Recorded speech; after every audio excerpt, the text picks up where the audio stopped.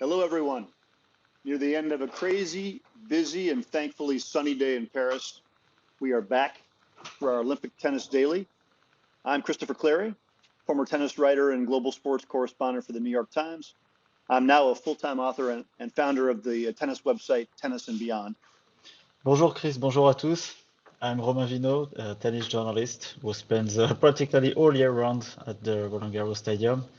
And you know that I'm your French accent during this incredible event. Romain, it was makeup day at the Olympics after all the rain on Saturday. So it was a great day to have a ticket for the outside courts and a great day to have a spot in the mix zone.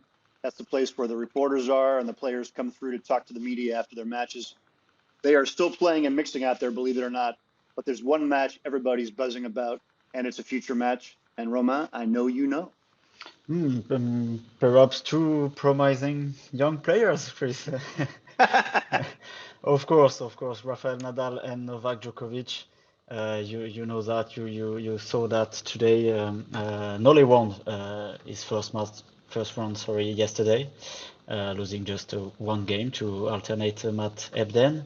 And on his side, Rafa had to work a lot harder today to get past Marton Fucsovics in his first round.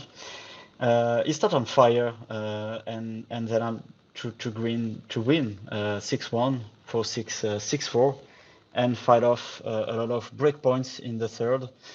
But once again, Chris, he demonstrated his spirit and his determination to win, from his magical forehands, of course, to his enormous vamos to the crowd. He proved that he has the spirit and the fire. He still has that. And of course, the crowd in Chatrier was with him. And now, Chris, we get Djokovic Nadal 60. Number 60. Yeah, Number that's crazy. 60. Yeah. They're going to play tomorrow afternoon. So it's going to be a quick turnaround for Rafa after today. And we are going to dig like miners into that topic.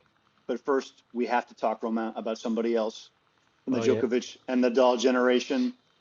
Andy Murray was 1 point away from his career being over in doubles tonight, his career over period tonight on the Suzanne Lenglen court. And he was 1 point away 5 times. He and Dan Evans, his doubles partner, were facing Kei Nishikori and Taro Daniel of Japan, and they were down 5 match points in the final match tiebreak. 9-4, they were down. I was out there. I was taking pictures from the stands of what was going to be Andy Murray's last point of his career, and I wasn't the only one, I can tell you that. Other people were taking videos, and it was just this very bittersweet moment. And no, it wasn't happening. Andy and Dan found a way to save those match points, mostly in pretty grand style. Some great lunging volleys, some touch shots, big return from Andy to save one. It was just amazing, actually. And I don't use the word lightly. And honestly, you wonder why Andy Murray has kept going all these years and fighting through hips problems and finding ways to extend his career without getting a whole lot of reward in some of these big tournaments. But I can tell you the emotion he was feeling out there tonight. I mean, he and Dan Evans hugged not once, not twice, not thrice, but so many times after the match was over. And the crowd was going crazy. It was about half full in Lenglen, but it was a special moment.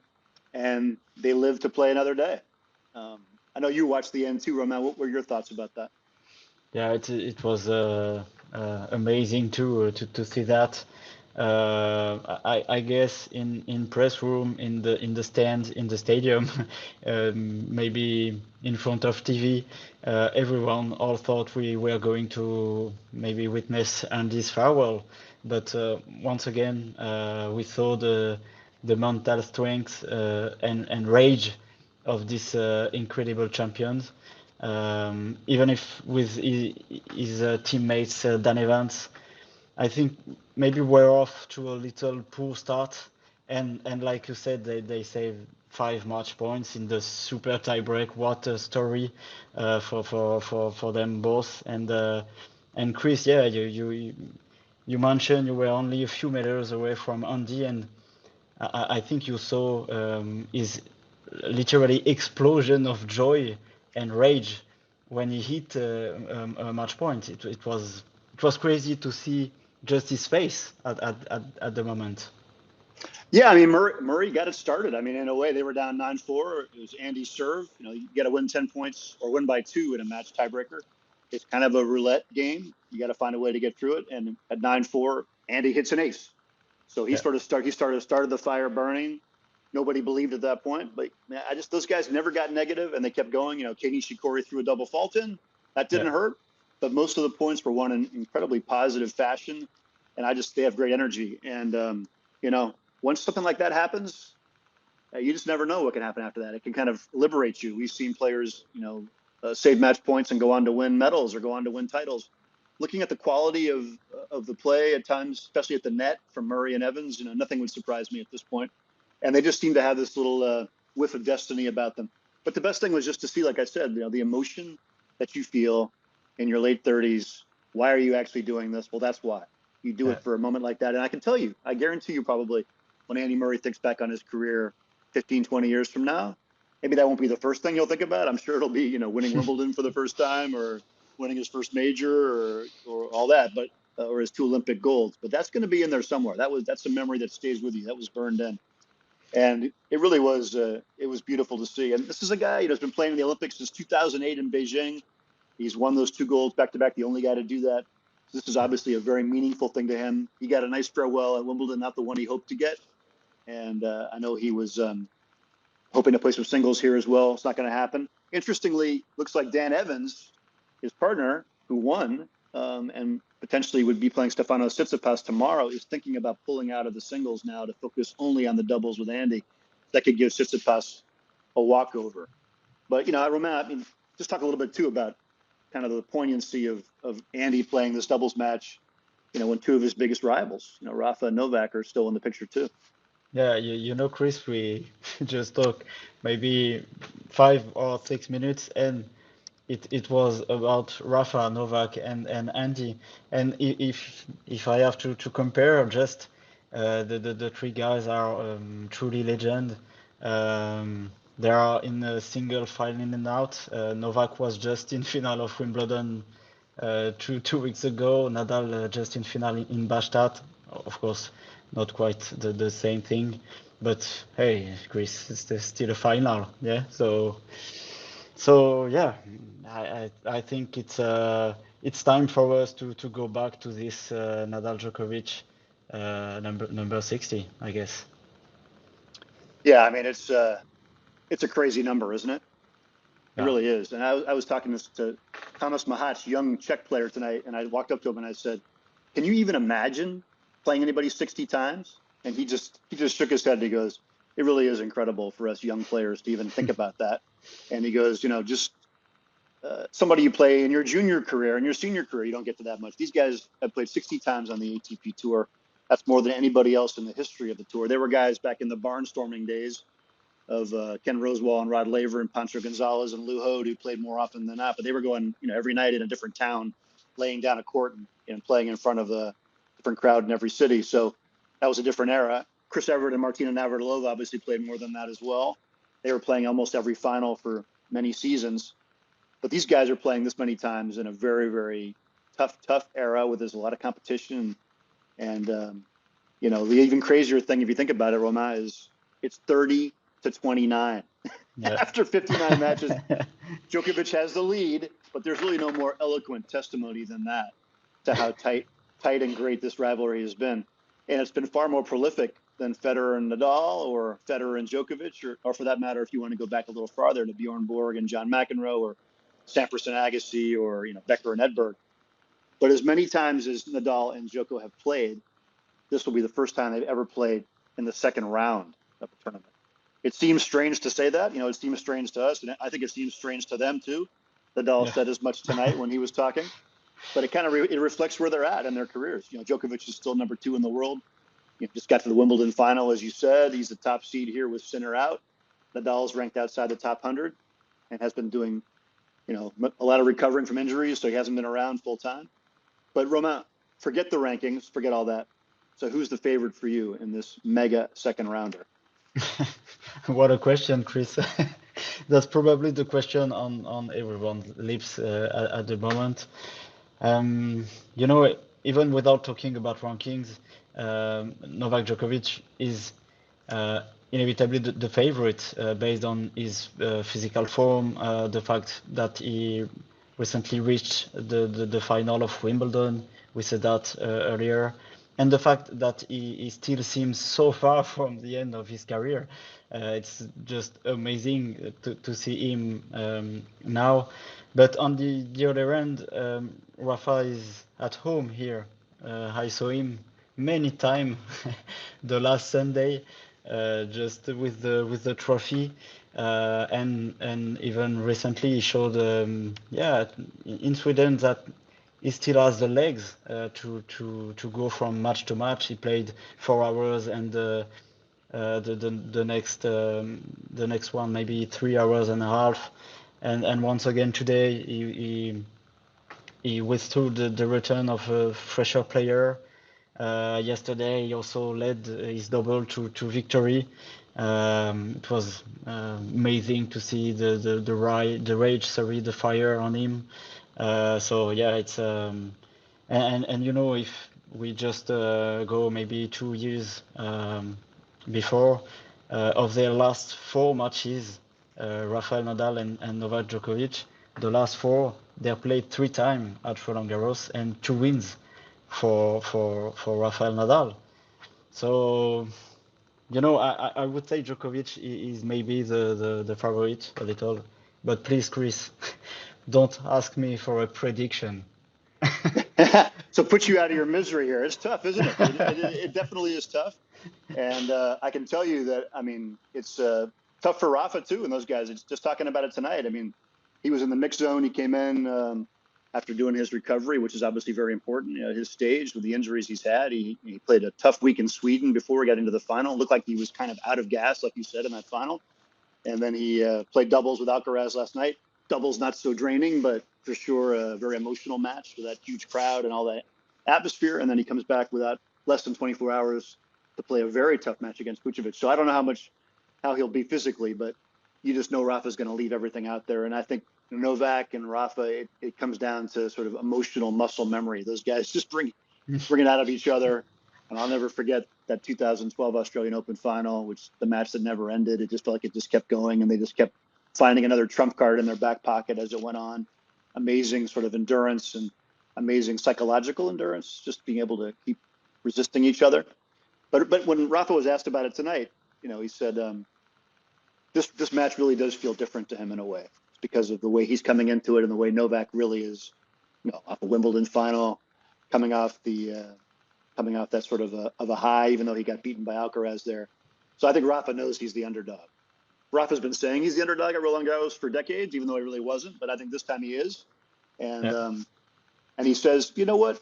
I always believe, and I'm going to give my best. And then he said, thank you very much. And you know, who doesn't believe he's going to give his best? Nobody. Everybody Yeah. knows he will. So it's just going to be that kind of match.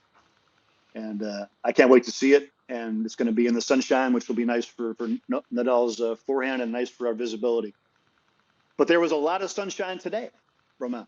Quite a lot. Yeah. And there were loads of matches with all that backlog. And I know you were out there for a lot of it on the outside courts. What did you see?